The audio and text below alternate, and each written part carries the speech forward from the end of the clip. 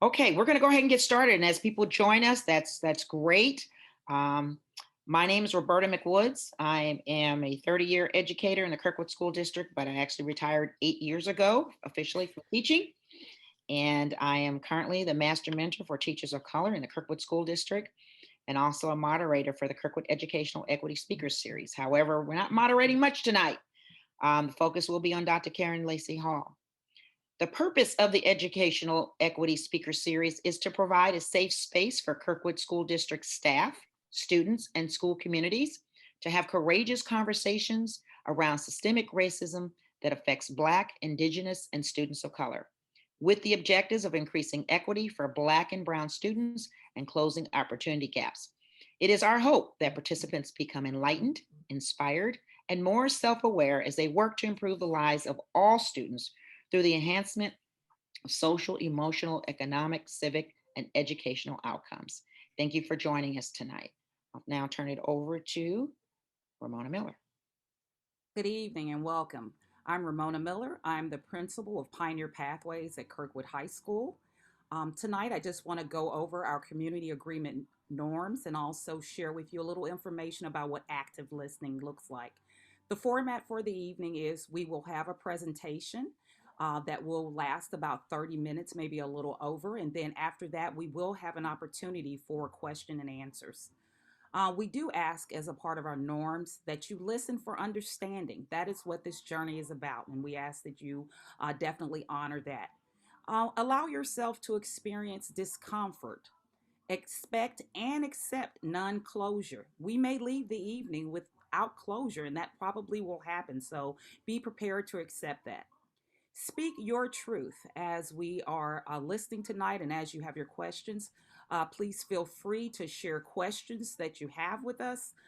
We will have the availability in our chat as well as we will be on Facebook Live and we will be checking for questions during that feature. And lastly, we ask that you stay engaged, not only tonight, but as we go through our additional series, we ask that you continue to follow along with us. If you direct your attention to our visual on the right, what great listeners actually do, when you ask yourself, what do great listeners do? Number one, ask questions that promote discovery and insight. That leads to two-way dialogue. That is what we're looking for. Have interactions that build self esteem. Create a safe environment. That's what will happen. Three, a cooperative conversation. We want to have one. We want to have a conversation that challenges us. We want to be able to disagree without making other people feel defensive. And lastly, make suggestions that are skillfully. That will open us up for alternative paths. We hope that you will enjoy tonight's session, and I know that you will. Next, we have Dr. Shondambrose Phillips. Good evening. My name is Dr. Shondambrose Phillips, and I am the Executive Director of Diversity, Equity, Inclusion in Kirkwood School District.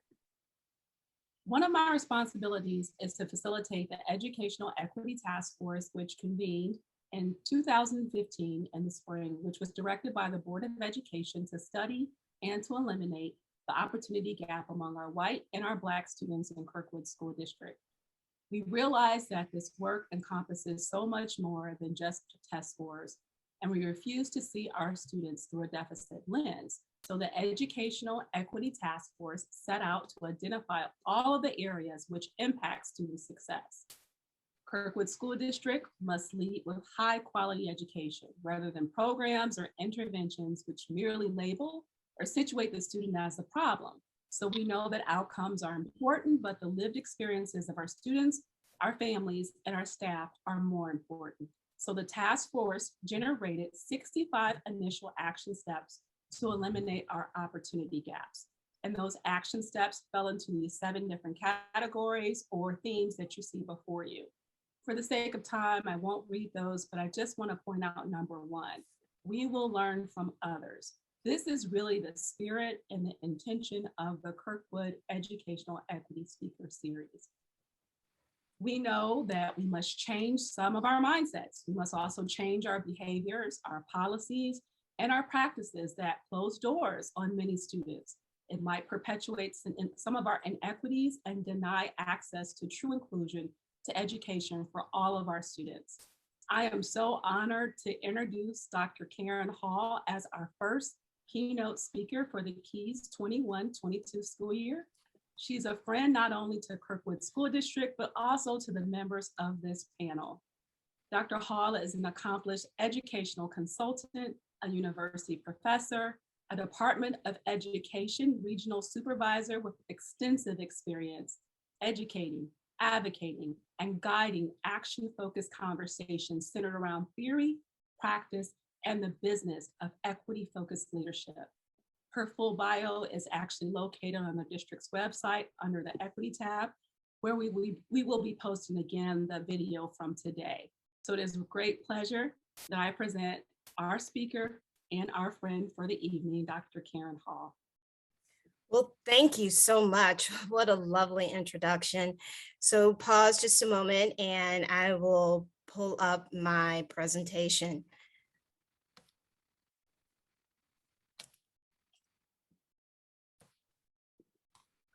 All right. Can we all see the presentation here?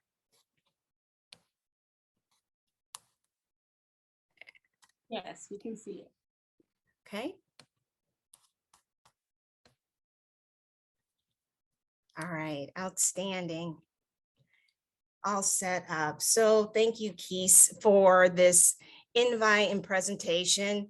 I feel so honored to be with Kirkwood. Life has gone full circle for me since I started my educational career in Kirkwood as a third grade teacher at Kaiser Elementary. To be here today is the greatest honor for me. So thank you. I get to spend this time with you to talk about something that I find to be very important and also a passionate area of study for me my entire career. As it was said in the beginning, in setting the norms, I want to reiterate that for me, tonight is not about shame and blame. Tonight is about opening all of our minds to things that are happening in our schools, things that are happening so often and so quietly in some ways that it goes just accepted and or unnoticed. So yes, you will probably discomfort. You may find yourself in some of this, but that is part of growth. As it was said in the norms, we have to lean into this discomfort in order to bring about change. And here we are going to learn also, what can we do? What can we do in order to take action to bring about change for our students? So let's get started.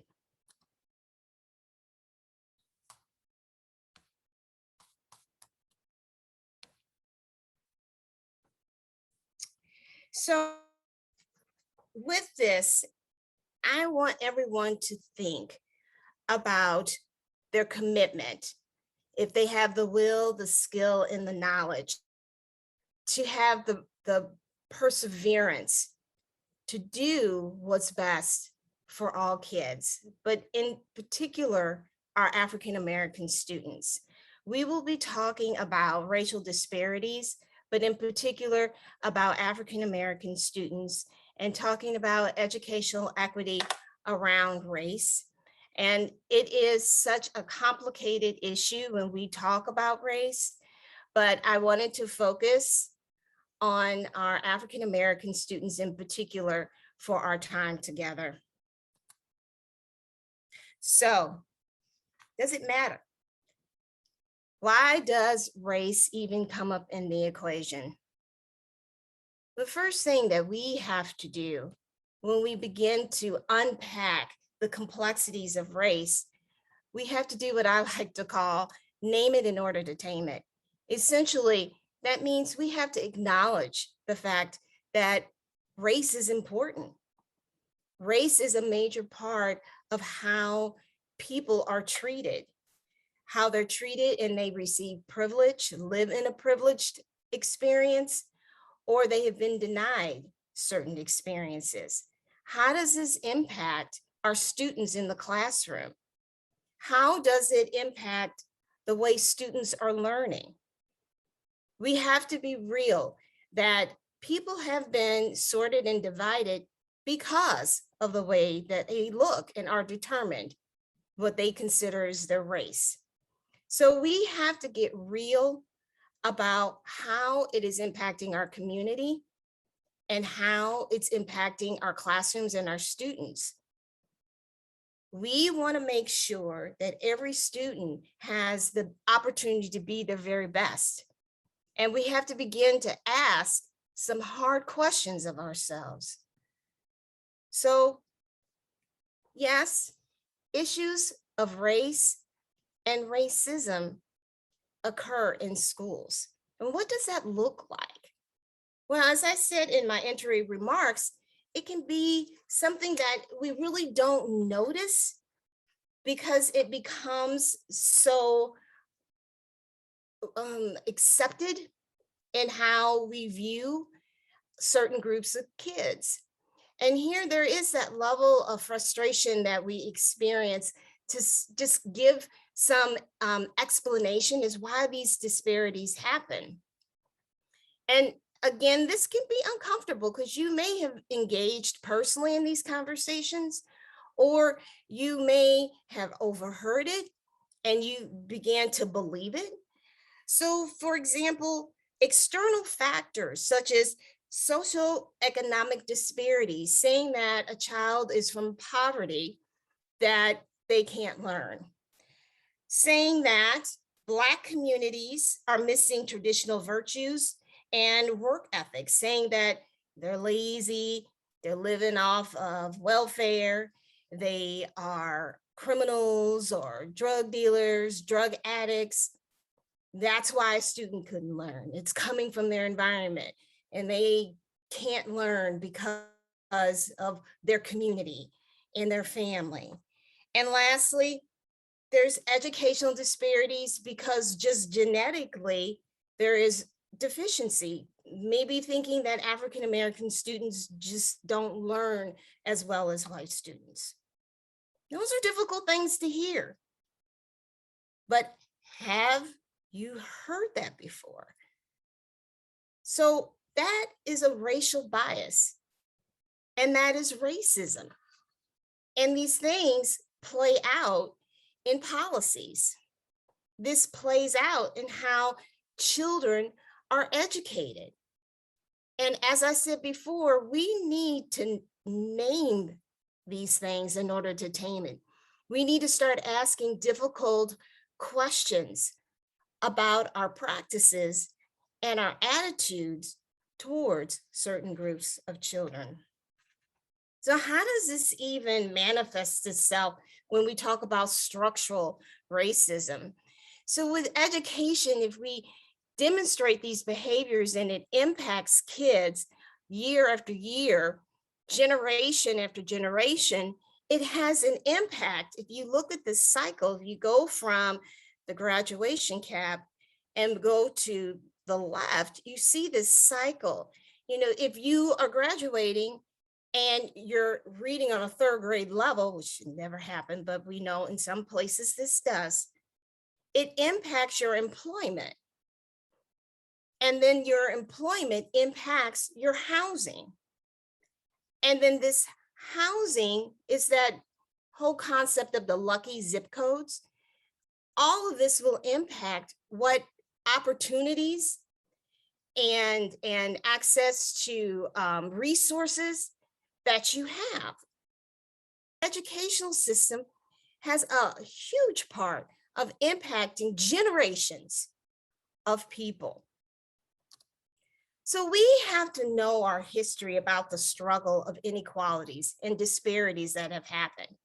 We can't forget the struggles that in the fight to just be in a space where quality education is available to all kids, especially children of color. We can't forget that segregation was something that white people really they wanted to keep schools separate. So we need to know where we were so we don't go back to that. We don't want our schools to be separate. We want to make sure that all children have a high quality education. But there are spaces where things are segregating again. And it was not that long ago when these photos were taken. But yet, there are the stories that we tell, that we talk about the American dream, or we sanitize our history and we don't share all of Americans' history, and that the American dream is very narrow. In order to have this ideal, like who has to compromise, who is not a part of that dream, of this ideal of what you see in this picture? We have to include all Americans into our progress and into achieving the very best that they possibly can. So this is one denial where we don't tell the whole story. And then the other side of the spectrum of denial is then to say, well, I just see people. I don't want to, see color because I just want to look at the individual. That is harmful, and harmful because it completely, as an individual, you are using your power to say, I don't see a major part of your experience, of your life. So saying that, I don't see you, I don't see your color, which is not true because you do see my color, is a huge slap in the face and disrespect to your cultural experience. So denial and sanitizing, all of those things are harmful in really accepting the whole child.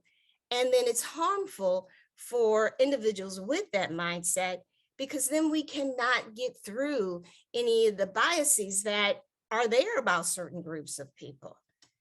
And this happens. It is painful to think that maybe, okay, one day I said, I don't see color. At one point in education, that was acceptable. But as we begin to have conversations such as this speaker series, we have book studies, when we engage with people that are not culturally or racially congruent than ourselves, then we begin to learn and grow. But we have to do it by leaning in to hearing and being strong to continue to push through, to hear the truth, to speak our truths with one another. So let's talk about action. Let's talk about what we can do. How do we become anti-racist? One of the things that I like to say when we start talking about equity is that it is a process. It is not a stagnant thing where it is just done and it's a product. When you are in this world of being, equitable, and you are working in your district and your building, you have to be responsive to your spaces because your demographics are going to change. Everything in life, the human system is dynamic. So when you begin to understand educational equity, it is a way of living and breathing and looking at your work regularly. So it is a process. You're never done. And you should not be discouraged by that. We are at the stage of understanding each other and hearing more about each other's experiences, so it can be exhausting. But over time, this is just how we will do our work. So let's talk about really what are some of the things that we can do in order to have more inclusive spaces. So what I'm going to share with you are 9 skills for educational equity in action. And the first two skills is really talking about the culture of the classroom and the relationships and the expectations in the classroom. And this is all good teaching, right? Knowing the routines and understanding the expectations. Sometimes though, in spaces when we're educating Black and Brown children, expectations and routines and discipline can become just too excessive, where it becomes the policing of bodies. And that is on the far end, where they talk about the school to prison pipeline, like really stringent control of students. And that's not what we're talking about. This is creating a healthy space where children feel loved, they feel accepted, and they know the rules. So there are no issues of misinterpreting what the adults' expectations are. So loving spaces, knowing what's expected, it's reliable, and it's an opportunity to have boundaries where a student can thrive. Now we're transitioning into academics, and I chose this quote. I love this quote, and it just lays it out there. We can, whenever and wherever we choose, successfully teach all children whose schooling is of interest to us. We already know more than we need to do that. Whether or not we do it must finally depend on how we feel about the fact that we haven't so. This came from the gentleman, Ron Edmonds, known for effective schools research in 1979. We know what to do, but what are our expectations of students? How are we supporting students? So let's look into equity in action for academics. So with skill 3 and 4, it's providing students with high level, complex learning, and not thinking that children of color should only be in certain groups at certain level, and they can't be a part of very interesting and rigorous learning. So you want to make sure that they're actively and cognitively engaged in all of the learning. And this seems like common sense, but it isn't happening consistently with our students. And this is one of the moments where you have to pause and think, are my children of color really engaged in high-level complex tasks? Think on the high school level, how many African-American students are in your advanced classes in middle school and high school?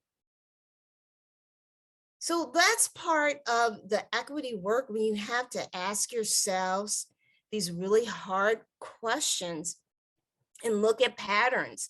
And where are our children of color in the course of their education? You look at your data, such as the grades, discipline, your graduation. What are they doing afterwards? Like, we're recording all of this, but then we have to ask ourselves, what is this telling us? What is the story that it's telling as we look at our young people go through our system? One thing that I said years ago as an administrator, what does it look like for an African-American young man, teenage boy to thrive? What does that look like? And I asked an administrator that. What are our expectations?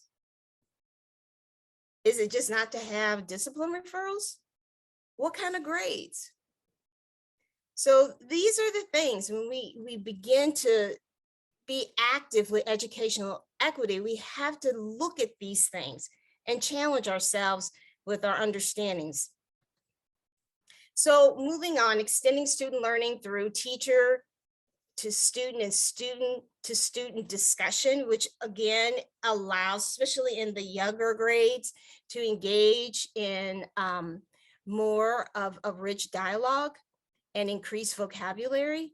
And then also, especially now coming back after quarantine, it's the social piece that's involved with the student to student, and to model how to have that dialogue. So to give them that opportunity to have those small group opportunities and that time to be with the student or be with the teacher. Also, assessing their individual learning. We know that progress monitoring is very important. So using that skill and that process to make sure that we are tailoring what students need.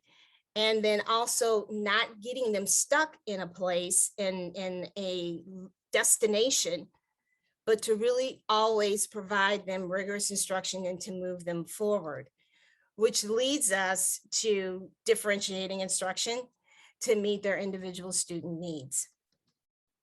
So I want to tell a story a little bit before we move on to the next part, talking about culture. So Dr. Melissa Crum has a YouTube video out there, so you might want to look her up. And The Tale of Two Teachers is the name of the video that she produced. And so she is an artist, an education consultant, and a diversity practitioner. And she works with many educators in urban schools. And so she's used art to help teachers have an understanding of racial bias, but that's her background. But the story that I want to tell just really illustrates the importance of cultural awareness and how it can have an impact on a student. So in the video, Dr. Crum talks about two experiences. One started with her second grade teacher. She loved her second grade teacher. And one day she came to school, it was picture day, and she forgot. So culturally, if you are a Black female and you have your picture taken and your hair's not done, that's an issue. And so her teacher helped her out, told her, come here, baby, and combed her hair, fixed her hair, made her look nice, got her ready for a second grade teacher or second grade class picture. So she didn't just push her on. She saw the need there because she understood that having her hair taken care of is an issue. Unfortunately, family was busy and they forgot about picture day and her hair was like not looking its best. And she was there, the teacher was, to feel comfortable and address that in a respectful, loving way. Then a few days later, she was, Dr. Crum at the time, still in second grade, same teacher. She was in a mood. She was feeling kind of ornery. And so her teacher grabbed her arm and said, you are not being your best. And she was, the student, Dr. Crum, she was upset. It's like, this woman touched me. So the teacher saw she was upset, and the teacher came and apologized for grabbing her and gave her a cupcake and said, I'm sorry I grabbed you, but you were not being your best. Get yourself together and you can join the rest of the group. She's like, okay. And she was, she was redirected by her teacher, but she was okay. She had the opportunity to regroup and she felt loved. And she felt loved in a firm way, and she was redirected appropriately. Now you speed up a few years to 8th grade. And so she was sitting in class, she was doing her thing, being appropriate, and the teacher comes over in a very loving way and says to her, my, you are a smart girl. You're smart for a Black girl. And she said, Dr. Crum, thank you. She really wasn't sure how that was supposed to make her feel. She was a little confused by that. And she wasn't sure what her Blackness had to do with smartness, and she just didn't know how to process it. So she went to another adult that she trusted and had a relationship with. And a few days later, her same 8th grade teacher came to her visibly, concerned appropriately, not, trying to make her feel uncomfortable, but she apologized. She apologized for saying what she said. And she genuinely did not understand that pointing out that she was smart for a Black girl was a problem.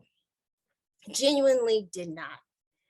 And so as a young person, probably maybe 12 or 13, she felt a certain way where she realized that being Black had something to do with being smart or not smart. And it made her feel bad. And it stayed with her, obviously, because she's an adult now. And it had a huge impact. Both of those teachers had an impact on her. And it impacted her differently. The first one was able to redirect and give her guidance and help her to be a better person, and saw her culture without it being considered a deficit. And the other one saw her culture and was trying to give her a compliment, but essentially was saying, well, Black people really don't do well, but you're exceptional. You're exceptional right now. And I'm going to let you know that you're smart for a Black girl. Those are things that as teachers, we have this power to impact the students that are with us. It's an organic space. And the things that we say or we don't say have a huge impact on what we do for our children. And that attitude from each of those teachers, that also translates into how we educate kids. And then also the scary part is having a racial bias in spaces can be supported by policy. So this is just a story to illustrate really what I'm trying to say here about how racism manifests itself and how equity in action is so critical. So let's talk some more about that relational piece. So with skill 8, we're talking more about using the positive things, the assets, understanding their different cultures. There's so much to culture, first of all, and recognizing it or creating a space where it's okay to be your authentic self. Think about that for yourself, to feel comfortable in a space where you are accepted for who you are. Don't you think you would learn better in a space like that? Well, it's like that for our students to say, I see brilliance in you, and accept whatever culture or interest, to have interest in their interests and to celebrate that in their space helps them thrive. And the other layer of this is demonstrating respect and acceptance of families. And our families are all different. And there are some difficult families. Like, I'm real, I've been in education 30 years, I know. So I understand that. But this is something different. This is accepting and understanding the care that is necessary to help families feel comfortable to have their children in your space, because you are doing these things. You believe in the brilliance of the child and you're helping them thrive. So there are different ways to interact that can be positive, where you can build. And it's just like that relationship bank account. There's many positive things that we need to try and do and build with families, because there will be moments where we may have, difficult conversations, but building an authentic, respectful relationship with families is critical. So I love this quote, Shirley Chisholm. You don't make progress by standing on the sidelines, whimpering and complaining. You make progress by implementing ideas. And I love that. You know, we can sit and we can talk about these things and we can study it, but at some time we have to get busy and say we're committed to educational equity and we're going to start making these changes. Didn't expect that, did you? Warning, proceed with caution. Well, let me explain why. There are detours and traps to educational equity. And so we have to be aware, and this is where bias starts to become a barrier for us moving forward with educational equity. And we have to, in our commitment, be aware that there are detours. We need to know upfront that it's easy to get into this space where we only see, let's say, behaviors, and you see that as a deficit, and you don't begin to understand, okay, what is the story behind this child's behavior? And I know it's difficult because some behaviors can be challenging. But if you believe in your heart the brilliance and the potential in the child, you will change your mindset in approaching the work. How are you setting up spaces? Are the expectations clear? Are some of the policies and rules traps? Like, we have to really think, like, why are there patterns in some of our students' behaviors? And so we don't want to get into the habit of just seeing negative things. And that, I was giving some behavior examples, but it's also academics as well. And we have to look at, okay, what are the strengths? And then to build on the strengths, to build up the strength in our young people as well. This one, ignoring and or erasing race and culture. And this was kind of up in earlier in the presentation, talking about, I don't see color. It's just, we're all kids and they're all kids to me. But you have to understand, culture is everywhere. Like, there's cultures in your building. There's if you're in an office, there's culture in the office in terms of your climate, how you all engage, what you believe in, what you value.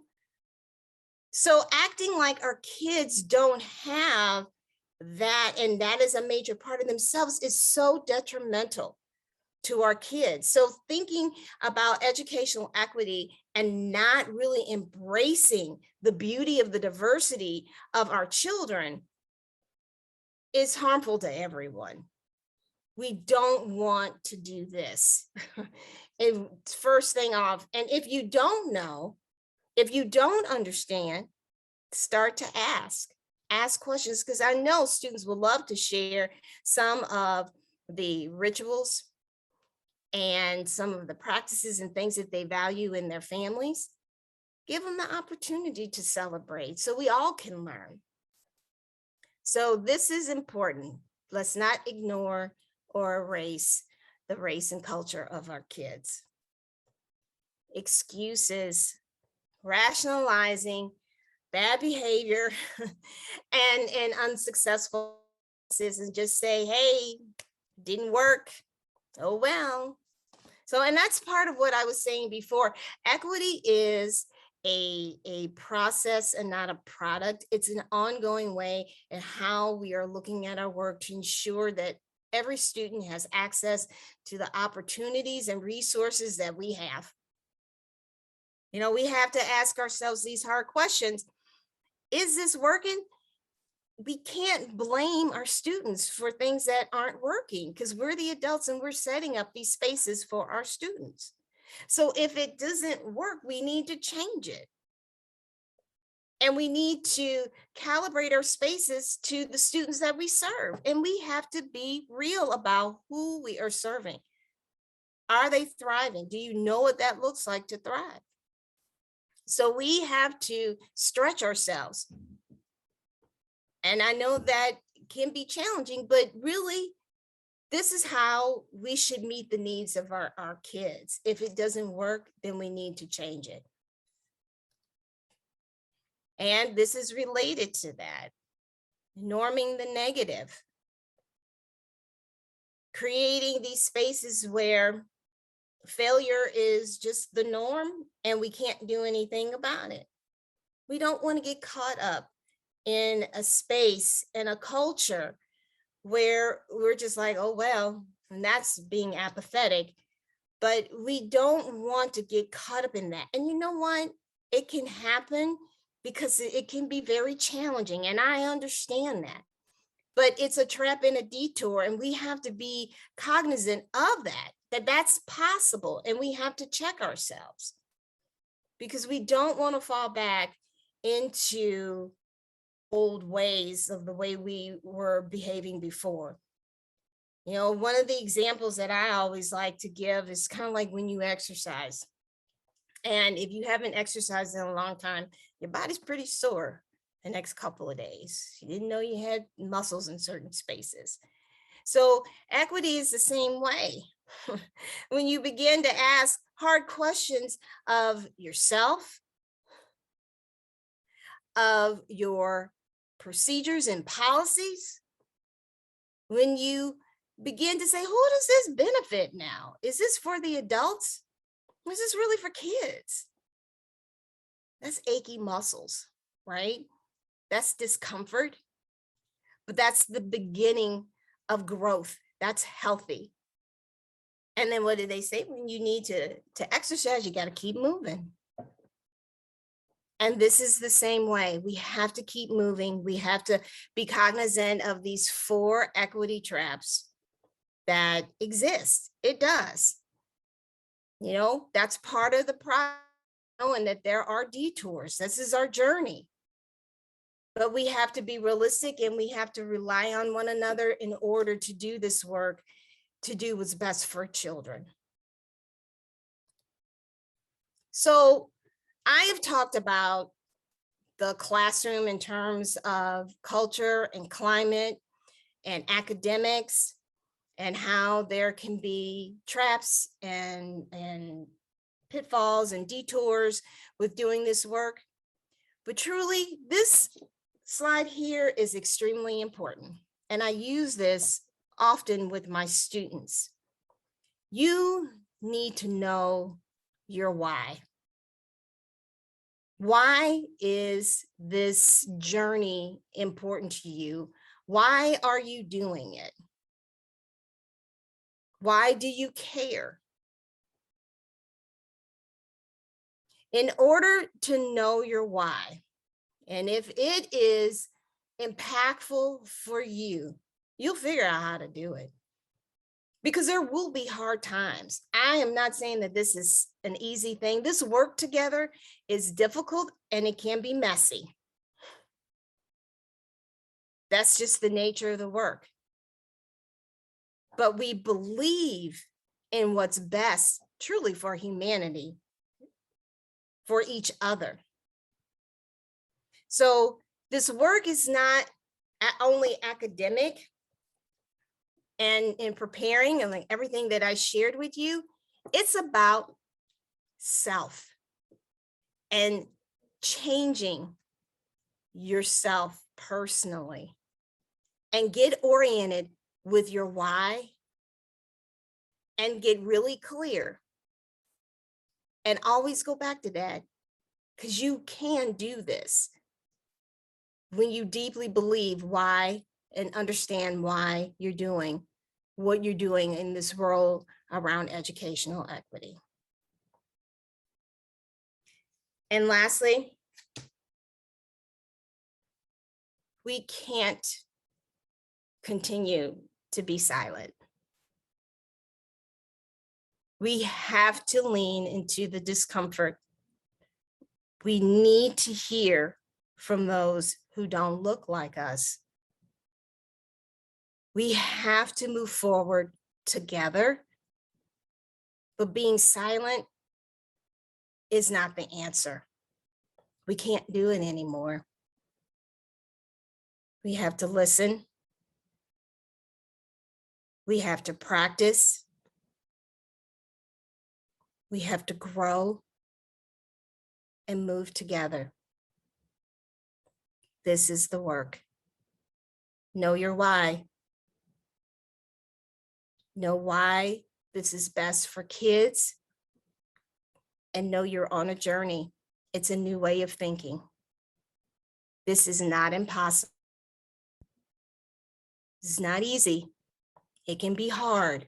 It can wear you out, but it's the right thing to do.